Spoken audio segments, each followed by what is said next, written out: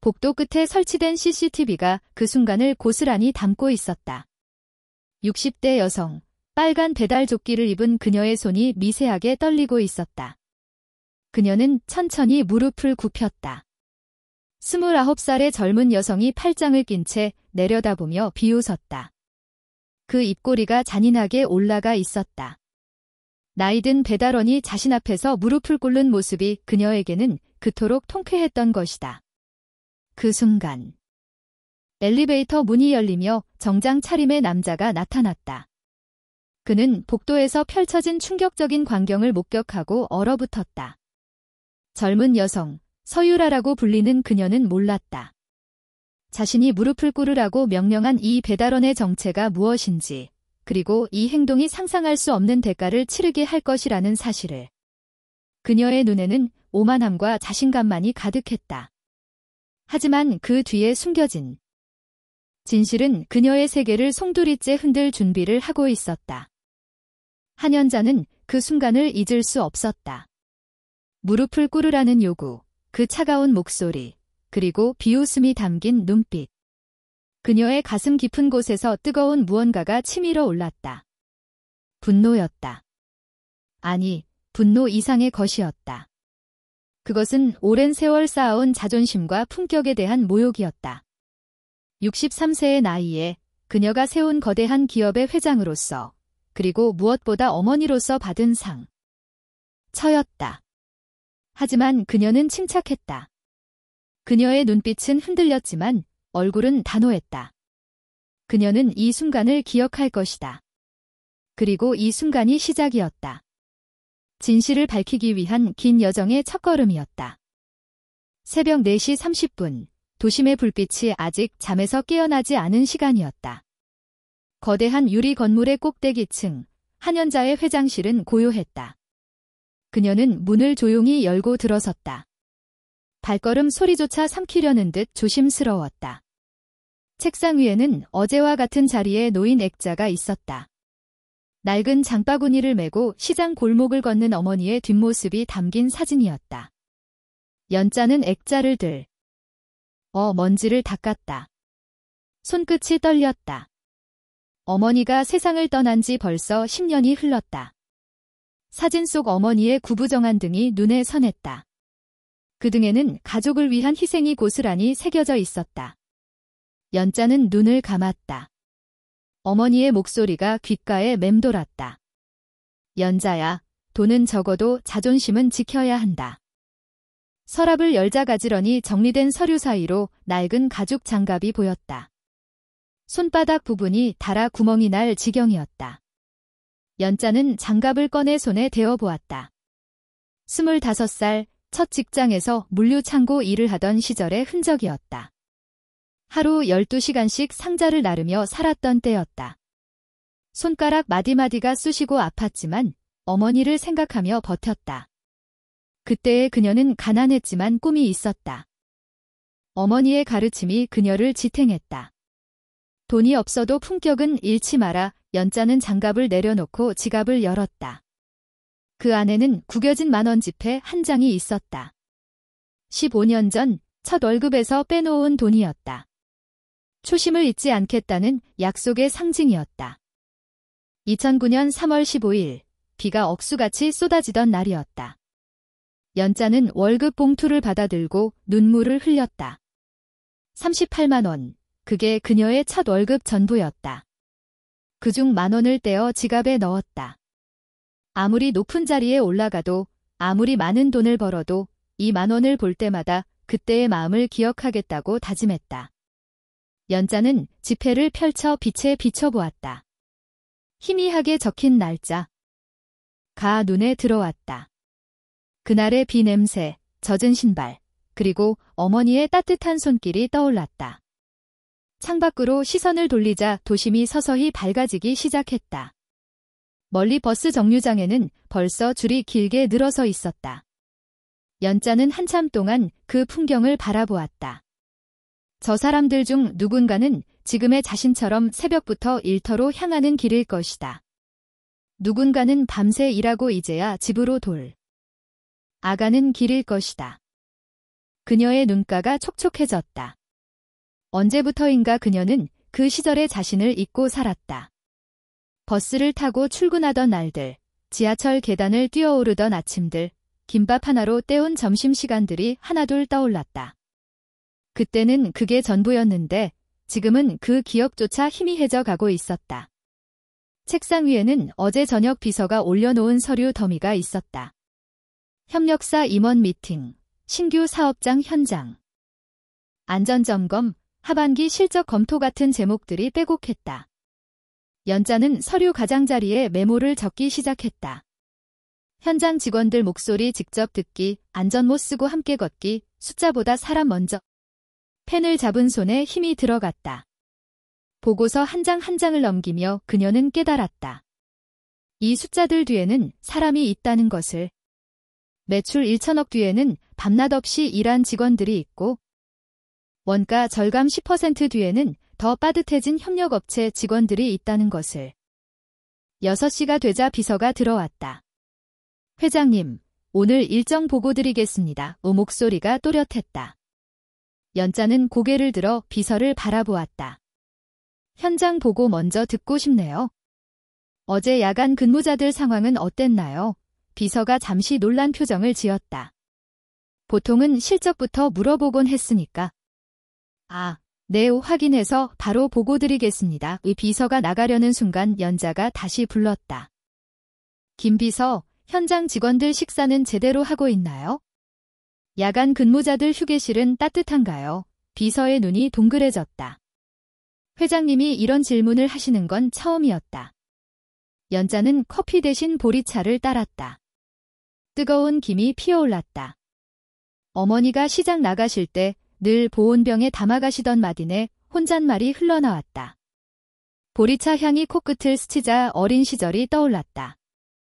새벽 5시면 어김없이 일어나 보리차를 끓이시던 어머니. 그 옆에서 졸린 눈을 비비며 앉아있던 자신. 그때는 왜 그리 일찍 일어나야 하는지 원망스러웠는데 지금 생각하니 그게 다 사랑이었다. 휴대폰이 울렸다. 아들 민준의 메시지였다. 어머니, 오늘 저녁에 소개할 사람이 있어요. 중요한 얘기예요. 연자의 입가에 미소가 번졌다. 33살이 된 아들이 결혼을 생각하는 모양이었다. 하지만 가슴 한편이 묵직해졌다. 아들이 데려올 사람은 과연 어떤 사람일까? 겉모습만 번지르르한 사람은 아니길 바랐다. 돈이 많고 적고 학벌이 높고 낮고는 중요하지 않았다. 연자가 보고 싶은 건 그 사람의 마음이었다. 약한 사람을 대하는 태도, 도움이 필요한 이에게 내미는 손길, 그런 것들이 궁금했다. 연자는 다시 어머니 사진을 바라보았다. 사진 속 어머니는 허리가 굽은 채 무거운 장바구니를 들고 계셨다. 그런데도 표정은 밝았다. 연자야, 사람은 가진 것보다 태도가 먼저다. 약한 사람한테 어떻게 대하는지 보면 그 사람 되미가 다 보인다. 어머니의 가르침이 가슴 깊이 울렸다. 연자는 자리에서 일어섰다. 오늘 하루가 왠지 달라질 것 같은 예감이 들었다.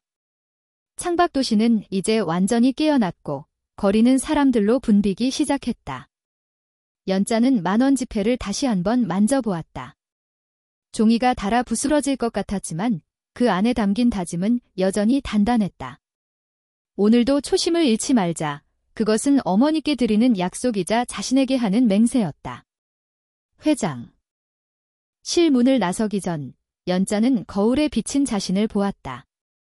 정장은 비쌌고 시계는 화려했지만 그 안에 있는 자신은 여전히 25살의 그 사람이기를 바랐다. 상자를 나르며 땀 흘리던, 안원을 아끼며 꿈을 키우던, 어머니처럼 강하게 살겠다고 다짐하던 그때의 연자였다. 아침 7시가 막 지났을 때 회장실 문이 잠금 해제 소리와 함께 열렸다. 민준이 들어섰다.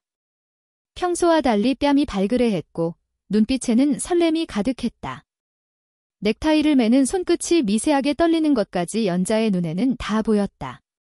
아들이 이렇게 들뜬 모습을 보인 건 대학 합격 발표 이후 처음이었다. 연자는 서류에서 눈을 떼고 아들을 바라보았다. 민주는 잠시 머뭇거리다. 가 의자에 앉았다. 손을 무릎 위에 가지런히 올려놓고 숨을 깊게 들이마셨다. 어머니, 제가 결혼을 생각하는 사람이 있어요. 민준의 목소리가 살짝 떨렸다. 이름은 서유라예요. 29살이고 대학에서 미술을 전공했어요. 말을 꺼낸 뒤로는 주르륵 이어졌다. 연자는 펜을 내려놓고 아들의 눈을 마주 보았다. 입가에 따뜻한 미소가 번졌다. 그래, 축하한다. 은 사람을 만났구나.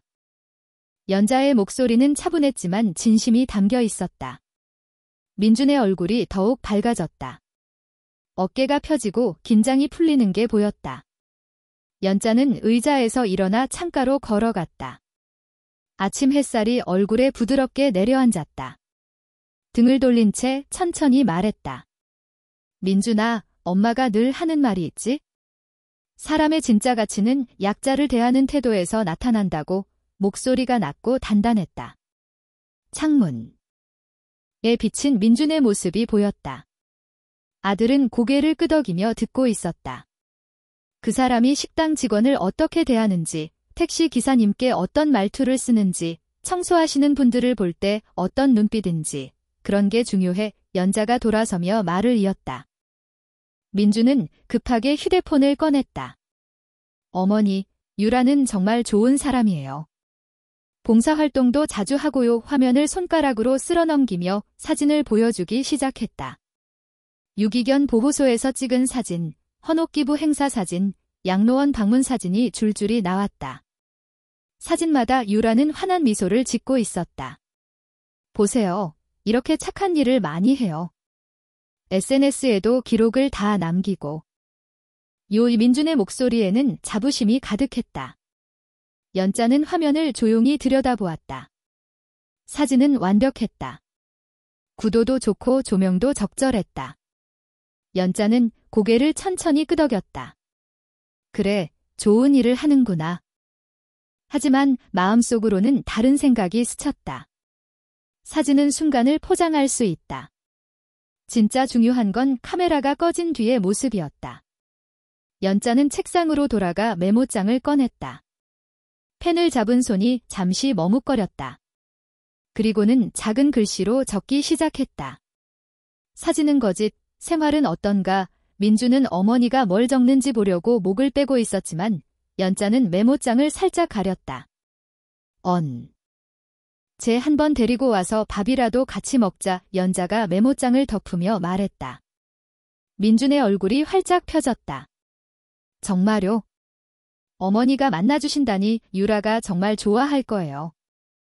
민준은 벌써 휴대폰을 들어 메시지를 보낼 준비를 하고 있었다. 연자는 아들의 들뜬 모습을 보며 마음 한편이 따뜻해졌다. 동시에 걱정도 밀려왔다. 아들은 너무 순수했다. 세상의 이면을 잘 모르는 것 같았다. 점심이 되자 비서가 다시 들어왔다. 회장님, 아까 민준 전무님이 다녀가신 후에 연락이 왔는데요. 비서의 표정이 조심스러웠다. 상견례 날짜를 잡으시려. 는 것 같던데 내일 저녁 7시에 한정식집 예약 가능하다고 합니다. 연자는 잠시 생각에 잠겼다. 너무 빠른 것 같기도 했지만 민준의 설레는 얼굴이 떠올랐다. 좋아요. 예약해주세요. 비서가 고개를 숙이고 나갔다. 문이 닫히는 소리가 조용히 울렸다. 혼자 남은 연자는 어머니 사진 앞으로 걸어갔다. 액자를 들어 가슴에 안았다. 그리고 두 손을 모았다. 어머니, 제 아들이 결혼을 하려나 봐요. 어떤 사람인지 아직 모르겠어요. 속삭이듯 말했다. 사진 속 어머니는 여전히 묵묵히 장바구니를 들고 계셨다. 겉모습 말고 마음을 볼 수 있게 도와주세요. 어머니처럼 사람 보는 눈을 갖고 싶어요. 연자의 눈가가 촉촉해졌다. 어머니라면 어떻게 하셨을까? 아마 직접 시장에 가서 그 사람이 물건 사는 모습을 보셨을 것이다. 책상 위에 10,000원 지폐가 눈에 들어왔다. 연자는 지폐를 집어들었다. 햇빛에 비춰보니 더욱 낡아 보였다. 초심 테스트 혼잣말이 나왔다. 갑자기 묘한 생각이 떠올랐다. 만약 유라가 이 낡은 10,000원을 어떻게 대할까? 바닥에 떨어진 10,000원을 줍는 사람의 태도를 보면 많은 걸 알 수 있지 않을까? 연자는 지폐를 다시 서랍에 넣었다. 하지만 머릿속에서는 계획이 하나씩 그려지기 시작했다. 그녀는 결심했다. 직접 확인해야 한다고. 유라라는 사람의 진짜 모습을. 그리고 그 진실이 민준의 미래를 결정지을 것이다. 연자는 창가로 걸어가 밤하늘을 올려다보았다. 도시의 불빛 때문에 별은 희미했지만 그녀의 마음은 단단했다. 어머니의 가르침, 그 10,000원 지폐에 담긴 초심, 그리고 아들을 지키고 싶은 마음이 그녀를 움직였다. 그녀는 비서를 불렀다. 김 비서, 내일 아침 일찍 좀 와줄래요? 특별한 부탁이 있어요. 비서의 목소리가 전화 너머로 들렸다. 네, 회장님. 어떤 도움을 드릴까요? 연자는 잠시 숨을 골랐다. 내가 배달원으로 일할 수 있게 준비해줘요. 옷, 장비, 전부 다. 비서가 놀란 듯 숨을 삼켰다. 배달료. 회장님이요. 연자는 웃으며 대답했다. 그래, 나야. 민준이 미래가 걸린 일이야. 전화를 끊은 후 연자는 다시 창밖을 바라보았다. 그녀의 눈빛은 단호했다. 유라의 진짜 모습을 알아내기 위해 그녀는 무엇이든 할 준비가 되어 있었다. 다음 날 아침 연자는 작은 아파트로 들어섰다. 그녀가 준비한 비밀 공간이었다. 회사와는 전혀 연관 없는 곳, 누구도 그녀를 알아볼 수 없는 곳이었다. 방 한가운데에는 배달원 유니폼이 놓여 있었다. 빨간 조끼, 반사 테이프가 붙은 바지, 그리고 낡은 헬멧. 연자는 옷을 입으며 거울을 보았다. 63세의 회장이 아니라 평범한 50대 중반의 배달원, 김정숙으로 변신한 모습이었다. 그녀는 손을 뻗어 헬멧을 썼다. 무거운 플라스틱이 머리에 닿자 묘한 긴장감이 밀려왔다. 이건 단순한 연극이 아니었다. 민준의 미래, 그리고 그녀가 평생 지켜온 가치가 걸린 일이었다. 연자는 작은 전동 스쿠터를 빌렸다. 비서가 준비한 장비는 완벽했다. 배달 앱이 설치된 중고 스마트폰, 배달 가방, 그리고 간단한 신분증까지. 모든 게 김정 숙이라는 이름으로 되어 있었다. 연자는 스마트폰을 켜고 앱을 열었다. 첫 주문이 들어왔다. 서유라의 아파트로 가는 배달이었다. 연자의 심장이 빠르게 뛰기 시작했다. 그녀는 숨을 깊게 들이마셨다. 침착해, 연자야. 어머니처럼 똑바로 걸어 이 스스로를 다독이며 스쿠터에 올랐다. 새벽 공기가 차가웠다. 도로 위로 차들이 하나둘 늘어나기 시작했다. 연자는 페달을 밟았다. 엔진 소리가 낮게 울렸. 다 유라의 아파트는 고급 주거 단지에 있었다. 30층짜리 건물의 외관은 반짝였다. 연자는 스쿠터를 세우고 배달 가방을 꺼냈다. 음식 상자를 조심스럽게 꺼내 들고 엘리베이터를 탔다. 23층, 문 앞에 도착하자 초인종을 눌렀다. 문이 열리기까지 몇 초가 영원처럼 느껴졌다. 문이 열리고 유라가 나타났다. 사진에서 보던 그대로였다. 긴 머리, 세련된 옷차림, 그리고 살짝 올라간 입꼬리. 하지만 눈빛은 차가웠다. 음식 여기요, 연자가 조심스럽게 말했다. 유라는 말없이 상자를 받아들더니 문을 쾅 닫았다. 인사도, 눈맞춤도 없었다. 연자는 복도에 서서 잠시 멈췄다. 가슴이 묵직했다. 이게 유라의 진짜 모습일까? 엘리베이터로 돌아가. 려던 순간 옆집 문이 열렸다. 70대쯤 되어 보이는 할머니가 쓰레기 봉투를 들고 나왔다. 연자가 고개를 숙여 인사하자 할머니가 미소를 지었다. 배달하시느라 고생 많아요. 요즘 젊은 사람들은 좀 쌀쌀맞죠? 연자는 고개를 끄덕였다. 네, 좀 그렇네요. 할머니가 말을 이었다. 저기 2301호 아가씨, 좀 까다로워요. 배달원들한테 툴툴거리는 걸 몇 번 봤. 연자의 귀가 쫑긋했다. 그래요. 어떤 식으로요? 할머니가 작게 한숨을 쉬었다. 말투가 좀 높이 내려다보는 것 같아요. 사람을 사람으로 안 보는 느낌. 연자는 고개를 끄덕이며 할머니와 몇 마디 더 나눴다. 할머니의 말이 마음에 걸렸다. 유라가 정말 그런 사람이라면 민준이 어떻게 될까? 그날 저녁, 연자는 비밀 아파트로 돌아왔다. 배달원 유니폼을 벗고 거울 앞에 섰다. 얼굴에는 피로가 묻어 있었다. 하루 종일 스쿠터를 몰고 배달을 다닌 탓이었다. 하지만 그녀의 눈빛은 단단했다. 유라에 대한 첫인상은 좋지 않았다. 하지만 아직 단정 짓기에는 일렀다. 연자는 책상 위에 놓인 10,000원 지폐를 보았다. 어머니, 제가 잘하고 있는 건가요? 혼잣말. 이 흘러나왔다. 그녀는 어머니의 가르침을 떠올렸다. 사람을 판단하려면 한 번이 아니라 여러 번 봐야 한다. 연자는 결심했다. 내일 다시 배달을 가겠다고. 유라를 더 알아봐야 했다. 그녀는 비서를 불렀다. 김 비서, 내일 배달 일정 확인해줘요. 유라 씨 아파트로 가는 주문, 내가 할게요. 비서가 놀란 목소리로 물었다. 회장님, 또 배달하시게요? 연자가 단호하게 대답했다. 그래. 이건 민준이를 위한 일이야. 다음 날, 두 번째 배달이 시작되었다. 연자는 다시 빨간 조끼를 입고 헬멧을 썼다. 스쿠터를 몰며 유라의 아파트로 향했다. 새벽 안개가 도로를 뿌옇게 덮고 있었다. 그녀는 음식 상자를 조심스럽게 가방에 넣었다. 이번에도 10,000원 지폐를 준비했다. 필요할 경우 바꿔치기 할 계획이었다.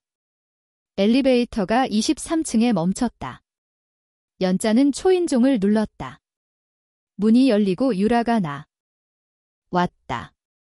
이번에는 현금으로 계산한다고 했다. 유라가 지갑에서 돈을 꺼내더니 일부러 손을 놓았다.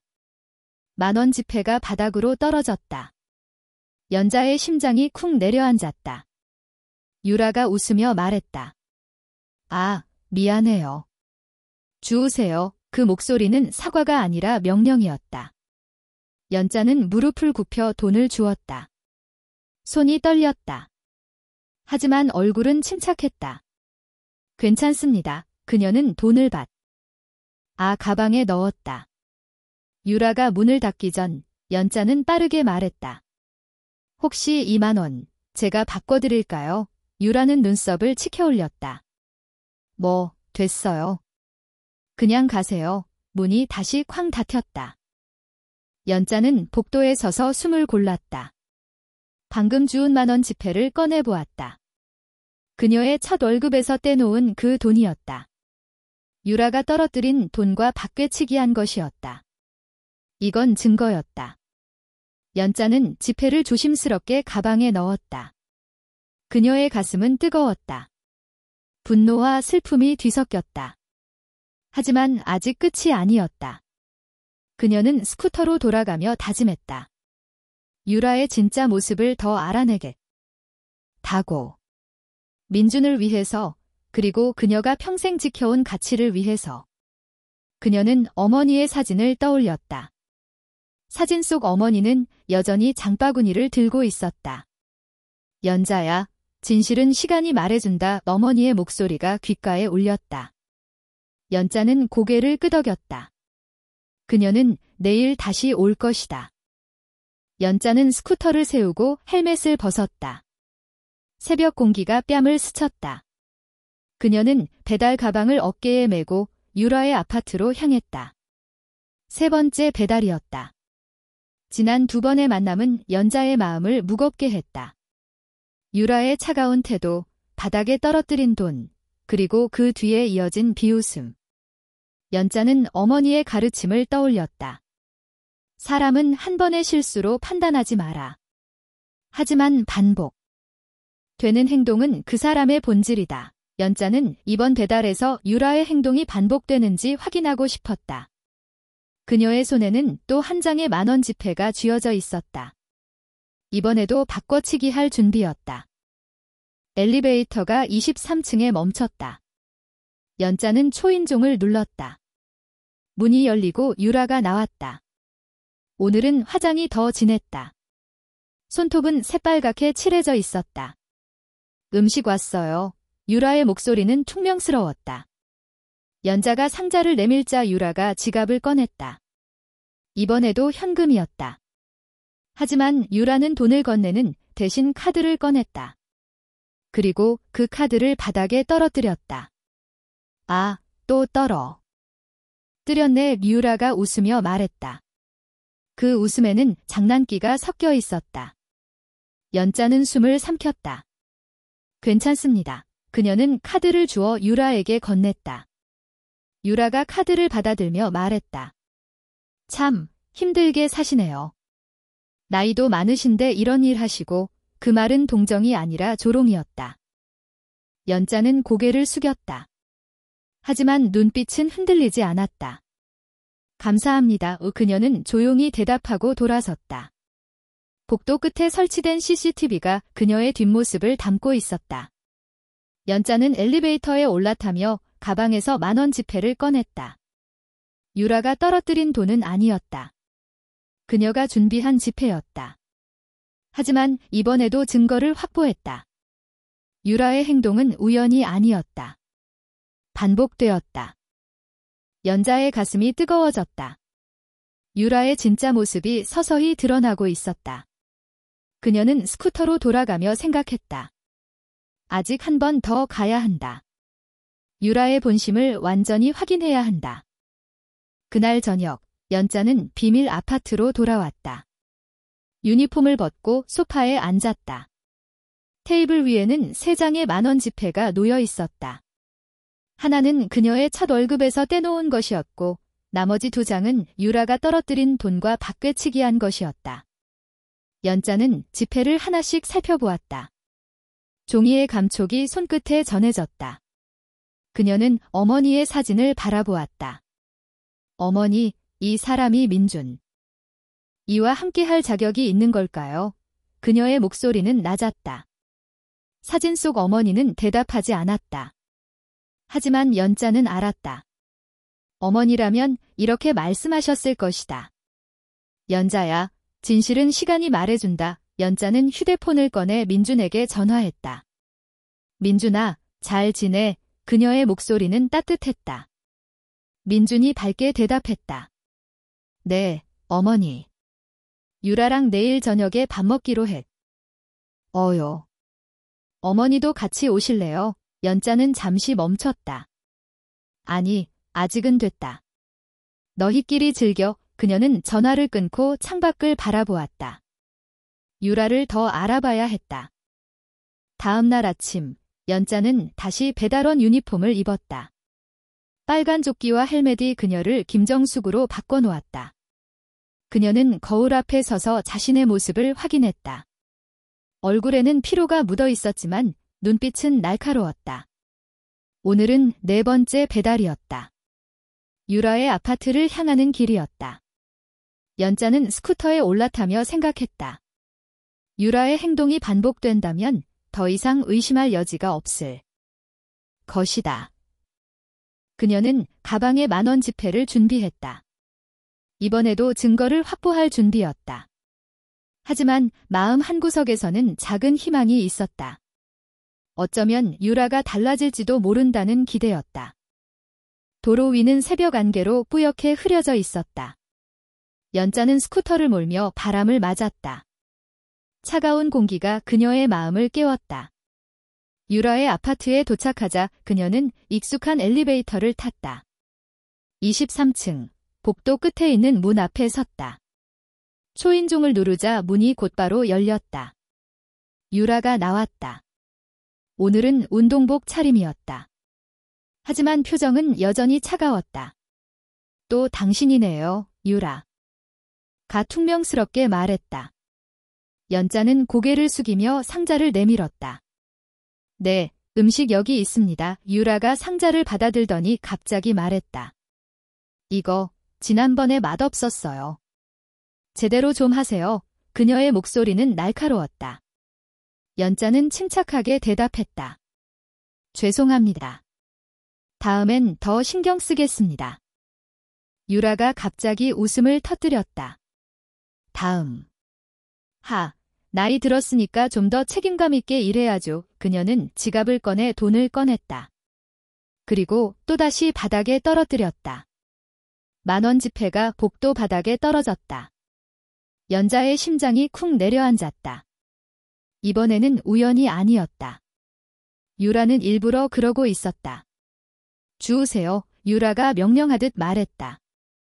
연자는 무릎을 굽혀 돈을 주었다. 손이 떨렸다.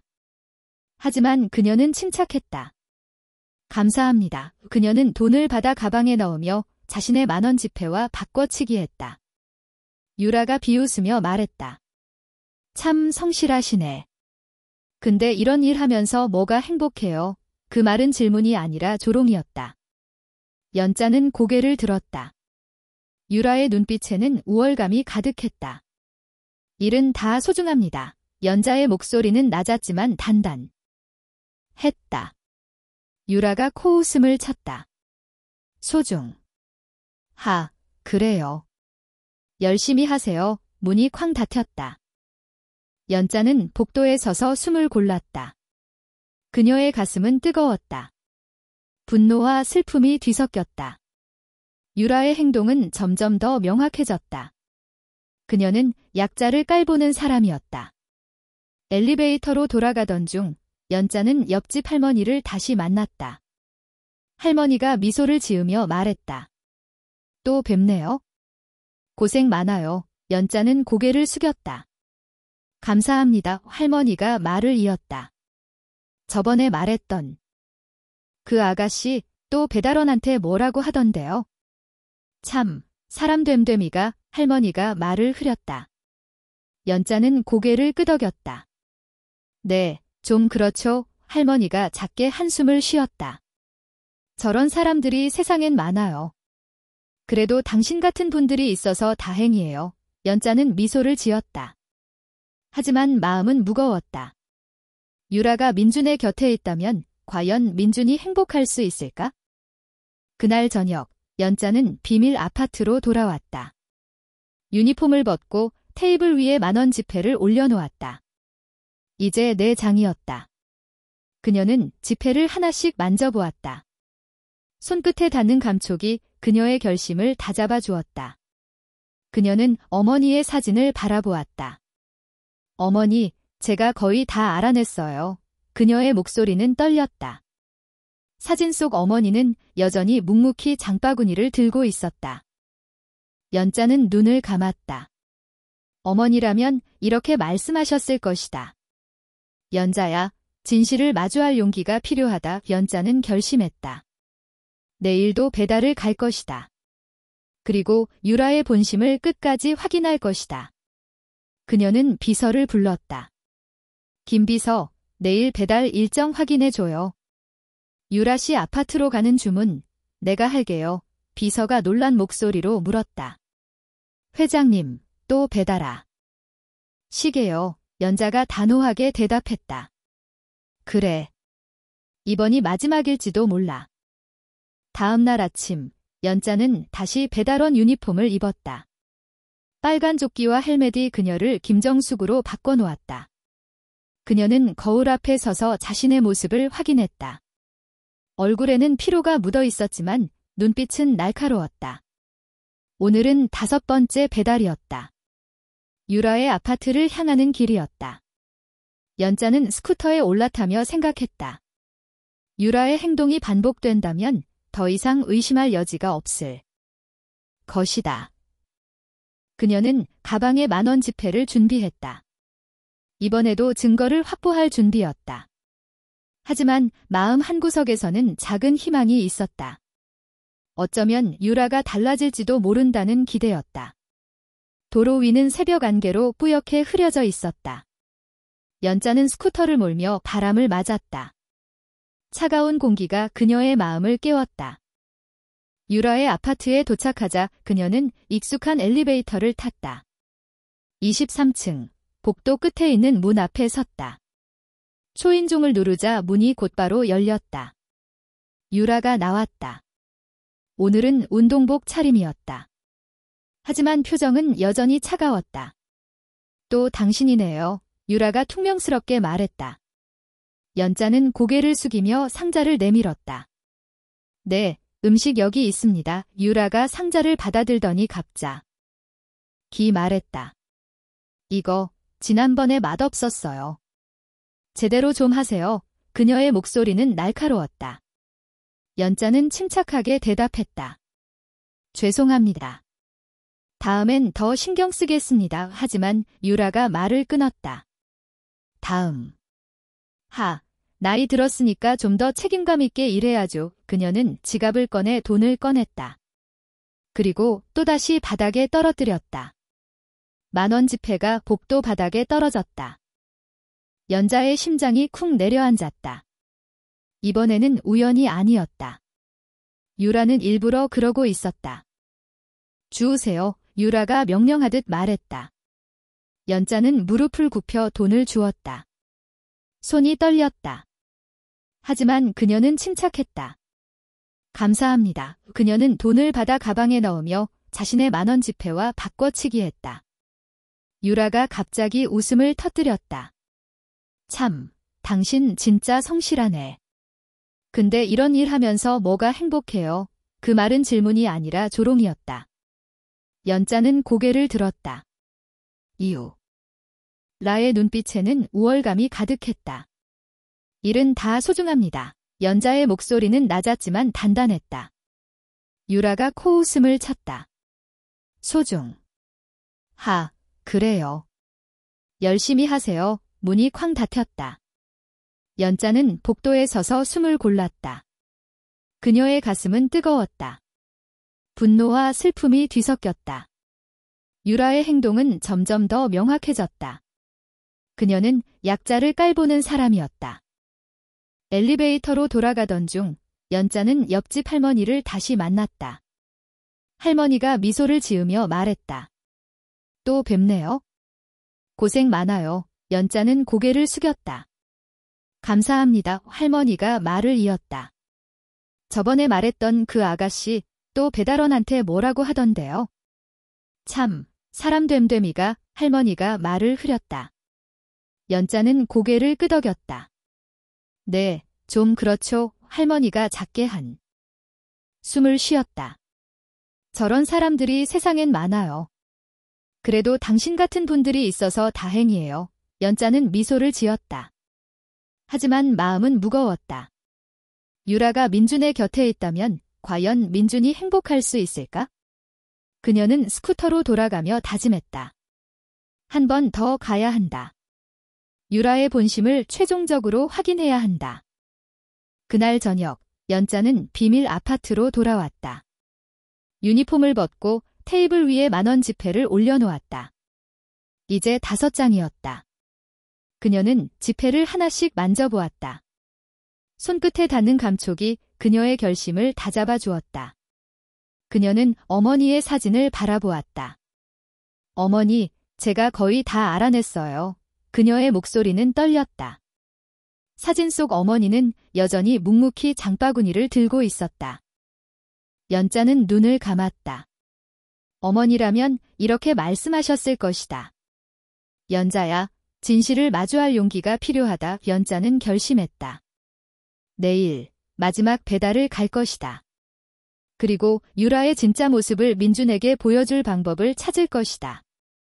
그녀는 휴대폰을 꺼내 민준에게 메시지를 보냈다. 민준아, 내일 저녁에 유라랑 밥 먹는다고 했지? 잘 즐기고 와. 민준이 곧바로 답장을 보냈다. 네, 어머니. 유라가 어머니 만나는 걸 기대하고 있어요. 연자는 미소를 지었다. 하지만 마음은 복잡했다. 다음 날 아침, 연자는 다시 배달원 유니폼을 입었다. 빨간 조끼와 헬멧이 그녀를 김정숙으로 바꿔놓았다. 그녀는 거울 앞에 서서 자신의 모습을 확인했다. 얼굴에는 피로가 묻어 있었지만 눈빛은 날카로웠다. 오늘은 6번째 배달이었다. 유라의 아파트로 향하는 마지막 여정이었다. 연자는 스쿠터에 올라타며 생각했다. 유라의 행동이 반복된다면 더 이상 의심할 여지가 없을 것이다. 그녀는 가방에 10,000원 지폐를 준비했다. 이번에도 증거를 확보할 준비였다. 도로 위는 새벽 안개로 뿌옇게 흐려져 있었다. 연자는 스쿠터를 몰며 바람을 맞았다. 차가운 공기가 그녀의 마음을 깨웠다.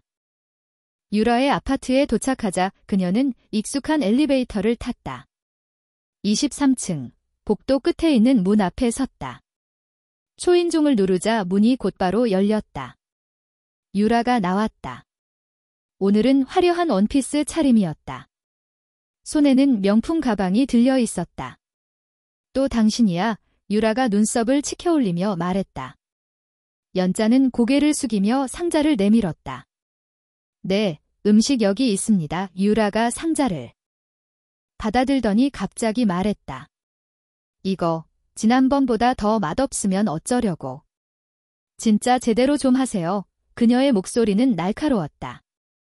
연자는 침착하게 대답했다. 죄송합니다. 다음엔 더 신경 쓰겠습니다. 유라가 갑자기 웃음을 터뜨렸다. 다음. 당신 같은 사람들이 다음이 있긴 해. 그녀는 지갑을 꺼내 돈을 꺼냈다. 그리고 또다시 바닥에 떨어뜨렸다. 10,000원 지폐가 복도 바닥에 떨어졌다. 연자의 심장이 쿵 내려앉았다. 이번에도 우연이 아니었다. 유라는 일부러 그러고 있었다. 주우세요. 유라가 명령하듯 말했다. 연자는 무릎을 굽혀 돈을 주었다. 손이 떨렸다. 하지만 그녀는 침착했다. 감사합니다. 그녀는 돈을 받아 가방에 넣으며 자신의 10,000원 지폐와 바꿔치기 했다. 갑자기 복도 끝에서 발소리가 들렸다. 연자가 고개를 들자 민준이 나타났다. 그의 얼굴은 놀라움으로 굳어 있었다. 유라야, 이게 뭐야? 민준의 목소리가 떨렸다. 유라가 당황하며 돌아보았다. 오빠. 언제 온 거야? 그녀는 급히 웃음을 지으며 민준에게 다가갔다. 하지만 민준의 눈은 연자에게 고정되어 있었다. 지금 뭐 하는 거야? 민준이 다시 물었다. 유라가 어색하게 웃으며 말했다. 그냥 배달원 아줌마가 실수해서. 연자가 조용히 끼어들었다. 실수는 제가 한 게 아닙니다. 그녀의 목소리는 낮았지만 단단했다. 민준이 유라를 바라보았다. 그의 눈빛에는 실망이 가득했다.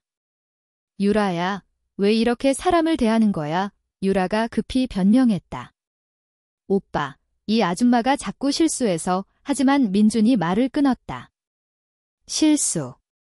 내가 방금 다 봤어? 돈 떨어뜨리고 주우라고 한 거, 그게 실수야? 유라의 얼굴이 굳었다. 연자는 조용히 가방에서 10,000원 지폐를 꺼냈다. 이건 제가 주운 돈입니다. 여기 CCTV에도 다 찍혔을 겁니다. 그녀는 민준에게 지폐를 보여주었다. 민준의 눈이 커졌다. 유라야, 이게 정말이야? 유라가 말을 더듬었다. 오빠, 그게 아니라. 연자는 민준을 바라보았다.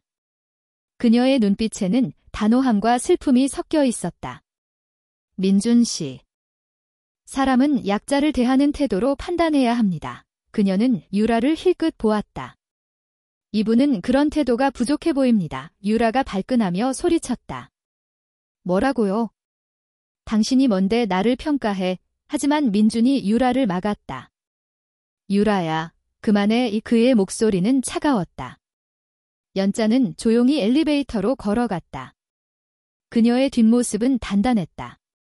복도 끝에 CCTV가 모든 것을 기록하고 있었다. 민준의 실망한 눈빛이 연자의 마음을 무겁게 했다. 그녀는 스쿠터를 몰고 비밀 아파트로 돌아왔다. 유니폼을 벗고 테이블 위에 10,000원 지폐를 올려놓았다. 이제 6장이었다. 그녀는 지폐를 하나씩 만져보았다. 손끝에 닿는 감촉이 그녀의 결심을 다잡아 주었다. 그녀는 어머니의 사진을 바라보았다. 어머니, 제가 거의 다 알아냈어요. 그녀의 목소리는 떨렸다. 4. 진속 어머니는 여전히 묵묵히 장바구니를 들고 있었다. 연자는 눈을 감았다. 어머니라면 이렇게 말씀하셨을 것이다. 연자야, 진실을 마주할 용기가 필요하다. 연자는 결심했다. 내일 민준과 유라의 만남을 지켜볼 것이다. 그리고 유라의 진짜 모습을 민준에게 보여줄 방법을 찾을 것이다. 그녀는 비서를 불렀다. 김 비서, 내일 민준이랑 유라가 만나는 식당 예약 확인해줘요. 그리고 CCTV 영상, 지난 일주일치 복도 영상 확보했는지 확인해줘요. 비서가 놀란 목소리로 물었다. 회장님, CCTV까지요. 연자가 단호하게 대답했다. 그래. 모든 증거가 필요해. 전화를 끊은 후 연자는 창밖을 바라보았다. 밤하늘은 여전히 별이 없었다. 하지만 그녀의 결심은 더욱 강해졌다. 그녀는 민준을 지키기 위해, 그리고 어머니의 가르침을 지키기 위해 끝까지 갈 것이다. 다음 날 아침, 연자는 배달이 아닌 정장 차림으로 준비를 마쳤다. 오늘은 유라와 민준이 만나는 식당으로 향할 날이었다. 그녀는 비서가 준비한 서류 더미를 확인했다. 유라의 아파트 복도 CCTV 영상과 옆집 할머니의 증언이 담긴 보고 서가 있었다. 연자는 영상을 하나씩 확인했다. 유라가 돈을 떨어뜨리고 비웃는 모습, 연자가 무릎을 꿇고 돈을 주우며 침착하게 대응하는 모습, 그리고 민준이 복도에 나타나 실망한 표정을 짓는 순간까지. 모든 것이 선명하게 기록되어 있었다. 연자는 숨을 깊게 들이마셨다. 이 영상들은 민준에게 진실을 보여줄 강력한 증거였다. 오후가 되자 그녀는 한정식집으로 향했다. 식당은 고풍스러운 분위기로 꾸며져 있었다. 민준과 유라가 예약한 자리 근처에 연자의 자리가 마련되어 있었다. 그녀는 조용히 자리에 앉아 메뉴판을 들여다보았다. 하지만 그녀의 귀는 민준과 유라의 대화에 집중되어 있었다. 민준의 목소리가 먼저 들렸다. 유라야, 지난번에 배달원 아줌마한테 왜 그렇게 했어? 그의 목소리에는 실망이 묻어 있었다. 유라가 웃으며 대답했다. 오빠, 그게 뭐 대수야? 그냥 장난 좀 친 거야. 연자는 메뉴판 뒤에서 숨을 삼켰다. 유라의 목소리는 가벼웠지만 그 안에는 진심이 없었다. 민준이 다시 말했다. 장난. 유라야, 그건 장난이 아니야. 사람을 그렇게 대하는 건. 그의 목소리가 떨렸다.